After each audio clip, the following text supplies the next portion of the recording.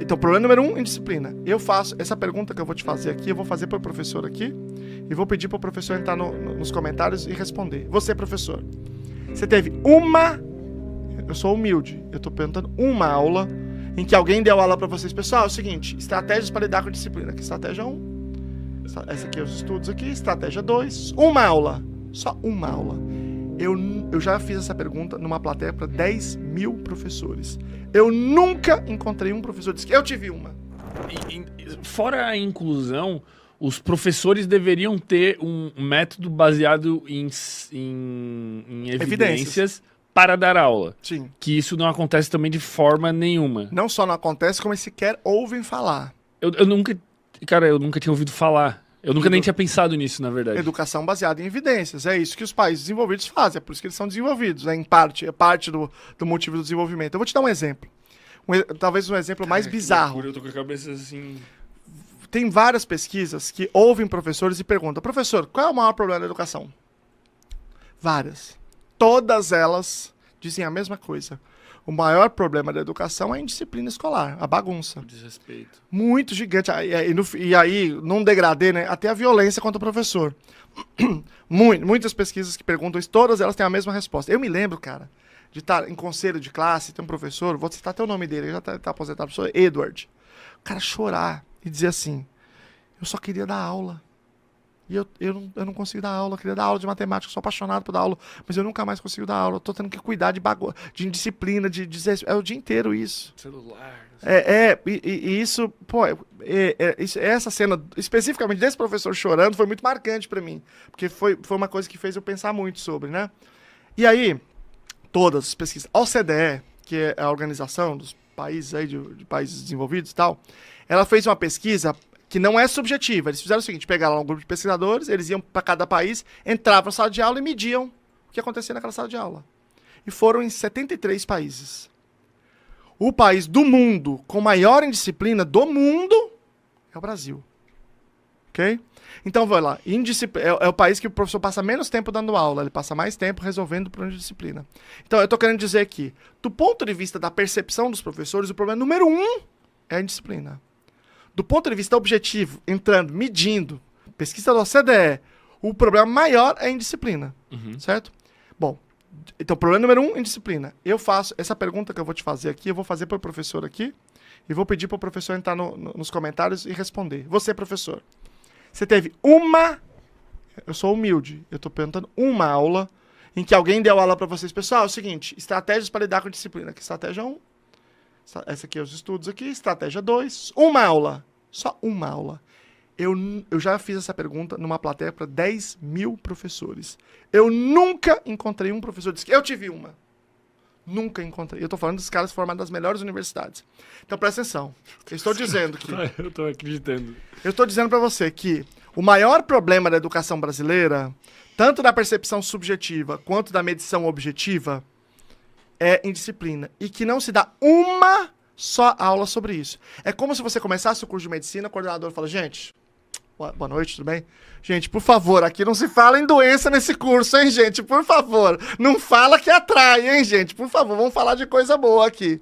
É equivalente a fazer isso no curso de medicina. Tá, e existem várias estratégias baseadas em evidência. Muitas, cara, muitas. Eu vou te falar qual é a estratégia com melhor evidência científica. Se chama, no inglês, ele chama PBIS, que é Positive Behavioral Intervention and Support. Tá. Que é suporte, a gente traduziu para apoio comportamental escolar. Suporte comportamental escolar.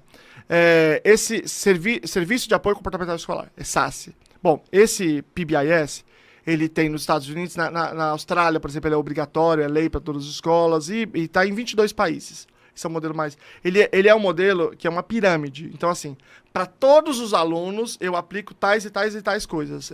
Você pode colocar qualquer prática com evidência.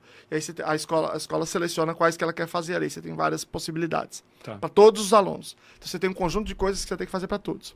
Aí você tem critérios para determinar que certos alunos estão apresentando risco para o comportamento. Risco comportamental. Aí você passa para o nível 2. O nível 2... vai mais ou menos 15% dos alunos, vai para esse nível. 80% você resolve no primeiro nível, 15% vai para o nível 2, eles vão ser por grupos de problemas. Tipo, então eu tenho o aluno de boa... Por exemplo, eu tenho um conjunto de alunos que tem problema de habilidades sociais, é um problema de resolução de conflito, tá dando uns probleminha, então eu vou fazer um grupo de habilidades sociais, de habilidades assertivas, de assertividade. Então vai lá e você faz aqui. Lembrando que o Brasil tem alguns dos maiores pesquisadores do mundo em habilidades sociais, tá? Então você vai lá e faz ali o treino de habilidades sociais e de habilidades assertivas. Então o indivíduo sabe resolver conflito, de resolução de conflito. Eu vou dar um exemplo de uma intervenção que está nesse segundo nível. Eles chamam de SICO, escreve SICO, que é check-in, check-out. Você tem uns indivíduos que você supõe que talvez seja por atenção, ele está dando alguns problemas, você faz o seguinte. Quando ele chega na escola, ele tem que ir na coordenadora e falar, coordenadora, cheguei. Fulano de tal, vou fazer o que hoje? Aula de quê?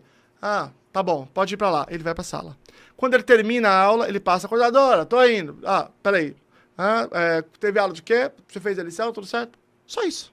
Isso já... Só isso. Não vai resolver para todos, mas tem um efeito enorme para uma grande parte. Porque esses indivíduos, é o que você supõe, que o comportamento do problema é decorrente de falta de atenção. É por atenção. E aí você dá atenção para ele sem ele precisar fazer o comportamento do problema. Todo dia ele vai lá e fala com uma pessoa importante da escola, que é a coordenadora, que anota o nome dele, que diz o que ele vai fazer. E na saída ele fala de novo com uma pessoa importante. E aí você resolve para grande parte dos alunos. Caraca. Então, você vê, às vezes é uma coisa boba. E aí você tem um nível 3, para aqueles alunos que realmente têm problema de comportamento, e você precisa olhar para ele individualmente, fazer uma análise funcional do comportamento dele e desenhar um programa, uma estratégia para ele. Isso é cerca de 5% dos alunos.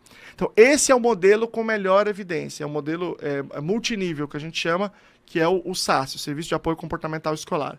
Então, isso aqui é simplesmente ausente neste debate. E ele é um modelo, Isso quer dizer que no nível 3 aqui, que eu falei desses que realmente tem problema de comportamento, o que você pode fazer aqui? Você pode fazer qualquer prática com evidência. Se amanhã o modelo já existe, se amanhã uma outra prática tiver evidência, você pode usar no nível 3. Então ele acolhe várias outras práticas que podem ser utilizadas. No nível 2, qualquer prática que surgir, você pode utilizar. Então ele é um modelo de organização para você utilizar quaisquer práticas que estejam acontecendo, né? E a grande maioria dos países os países desenvolvidos adotam esse modelo, outros adotam outros modelos, mas adotar nenhum modelo? Nenhum? Entende? É uma coisa que... Tá, isso aí, 99,999% das escolas do Brasil não adotam nenhum. Eu não conheço essa outra que você tá falando. Não, tudo bem. Tem escolas que tem... Tem alguma escola no Brasil... Tem escolas no Brasil que tem políticas de disciplina forte, né? Isso é verdade. Mas eu não conheço de PBIS, especificamente de SAS, mas tem escolas que têm um trabalho de disciplina que grande. Funciona. Tem. Que sabem que existe evidência científica e usam por isso. Sim, ou às vezes fazem certo sem saber que tá certo. Tem, mas não é comum, mas tem. Mas política pública não existe. Nesse sentido, não existe. Tá. E, cara, nós estamos vivendo um caldeirão. É um caldeirão que vai explodir a qualquer momento. Já está explodindo, na verdade, é que nós não estamos vendo. Como assim? Porque a probabilidade de violência nas escolas é muito grande. Os professores estão num nível desesperador. Eu me lembro que num certo momento, dando aula, eu estava em depressão, estava super mal e tal, e por conta de todos esses discursos, assim, eu tive muitas reticências para tomar remédio antidepressivo, sabe? Num certo momento, eu pensei tanto sobre aquilo, num certo momento eu comecei a tomar, mas eu fiquei curioso, eu queria conversar com outros professores, eu queria entender, é sempre uma dúvida muito grande. E eu comecei a fazer o seguinte, só conversar com os professores quando eles estavam sozinhos. Nunca perguntar num ambiente coletivo. Quando eu comecei a conversar com eles sozinho, eu percebi o seguinte, cara, que quando a pessoa já tá se tremendo, já tá piscando, que ela já tá no tarja preta, eu conversava, eu via, né, perguntava do tratamento e tal, né? Quando o cara tá legal, quando ele não tá piscando, é que ele tá tomando 2, entende? Então, assim, é generalizado esse negócio, por exemplo, desse remédio tarja preta, muitas vezes sem prescrição, sem acompanhamento médico, é muito comum. O que eu quero dizer é o seguinte, o problema de saúde mental entre os professores é uma das coisas mais graves que tem no Brasil que a gente não está discutindo. Quando você pega, por exemplo, os dados de afastamento por problemas psiquiátricos do professor, é de longe maior. De longe. Na rede pública, né? E aí, o que você tem de política pública? Você tem a secretária que nas reuniões pedagógicas esculhambam o professor que fala que é tudo folgado. E ela tá sentindo, e os gestores muitas vezes sentem isso mesmo, eles acham isso. E política para lidar com depressão dos professores? Zero. Pode ter um caso ou outro, assim, numa prefeitura maior ou outra, pode ter. Baseado em evidência, eu nunca vi. Mas uma coisa assim, uma açãozinha assim, pode acontecer. Mas ninguém tá olhando para isso. Os professores, eles estão sobrecarregados num nível que é brutal. É claro que havia outros fatores em ação na minha vida, mas eu passei por um nível de depressão como professor que era um nível, assim, gravíssimo, cara. Assim, gravíssimo, assim, de ideação suicida, assim, de quase suicídio inúmeras vezes. Durante muito tempo. Durante esse tempo me afastei muitas vezes e nunca a prefeitura falou assim, pô, cara, você está afastando tanto. Vamos conversar aqui pra gente ver se a gente pode colocar você num programa. Tem um negócio aqui legal que a gente tá fazendo pra tratar a depressão. Nunca, nada, nenhuma. E isso todos os meus colegas, cara. Eu via professores, tem uma situação que é uma escola que eu dava aula, escola nova, você vê que esculhambação, né? Eu já tinha uma sensibilidade auditiva muito grande. Depois eu tive o diagnóstico, eu fui entender talvez um pouco mais. Mas daquela sala, eu ouvia outras 6 salas de aula. Da minha sala. Tu conseguia escutar? Eu podia dizer, alunos, sigam tudo que o professor da sala ao lado está falando. Nossa. Que é a esculhambação do espaço. É ruim para todos, imagina para os autistas. Mas isso me permitia também entender um pouco da saúde mental dos professores. Eu lembro de um amigo meu de geografia, que dava aula, que de vez em quando ele falava, gritava. Ele era um cara super gente boa, o cara... meu bicho grilo, assim.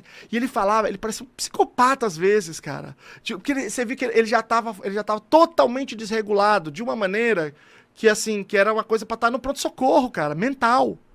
Eu tô dando só um exemplo dele, né? Mas isso vale pra todos, quase todos os professores, em algum momento. Então, a situação é muito grave. E isso torna difícil a gente falar, inclusive, da inclusão. Porque eu disse que todos os professores dizem, primeiro problema, indisciplina. Segundo problema, inclusão. Porque eles não sabem como resolver. Imagina que você tem 50% dos alunos autistas que têm crise, e eu não sei como que fazer.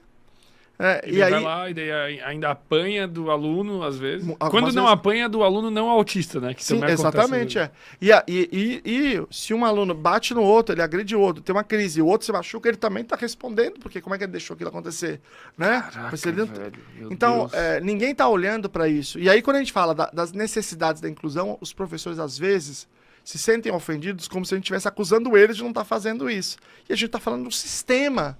A gente tá falando do apoio que eles precisam, de apoio de formação, de apoio de pessoal, de tudo isso. Quando tu aprendeu sobre a educação baseada em evidências, tu ainda dava aula? Sim, sim. E tu começou a aplicar? Porra, foi um negócio. E aí?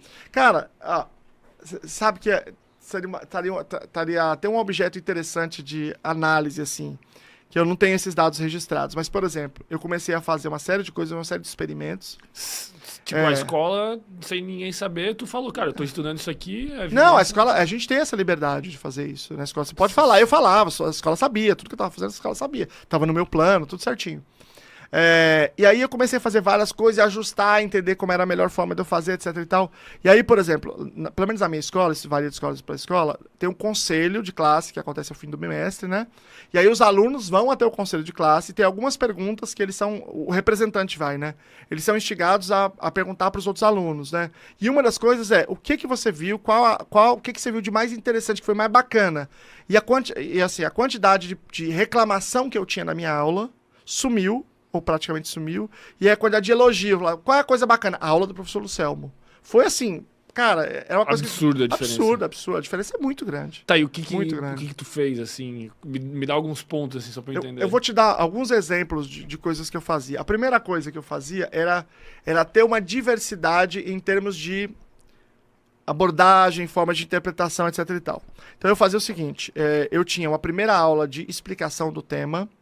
Eu fazia uma estrutura que era fixa, eu fazia uma aula de explicação do tema, usando várias linguagens, várias abordagens, etc e tal. Eu tinha uma segunda aula, que era uma aula de uma atividade. Então, após eu botava um texto, alguma outra coisa, eles faziam uma atividade em torno daquilo. Eu fazia uma outra aula, que era um debate, e esse debate era sempre assim, eu vou te dar um exemplo. A gente está estudando Grécia. Na Grécia Antiga, sexto ano, né? Grécia Antiga, as mulheres não tinham direito nenhum. Então eu pergunto o seguinte, bom, vamos imaginar que algum deputado hoje propusesse que a situação das mulheres hoje, que as mulheres não podiam ser, não podiam voltasse a ser da mesma forma. Como você, se você tivesse que votar, como você votaria e por que você votaria desse jeito? A gente fazer um debate, pegando um tema histórico e botando no contemporâneo, para eles se posicionarem. E aí é importante, não importa qual era a resposta, eu dava o ponto positivo. Não importa se... Não é para eu dizer qual é a opinião que ele tem que ter, ele pode ter a opinião que ele quiser. Mas ele tem que... Se ele disser, não, eu acho que as mulheres que era bom, porque daquele jeito era bom, e aí ele justifica, eu vou dar o ponto para ele, porque ele tá se posicionando. E aí, é claro, outras pessoas vão dizer, você tá louco, não sei o quê, eles vão discutir, né? Massa. Eu já fiquei empolgado. Já. Cara, era uma prática muito legal.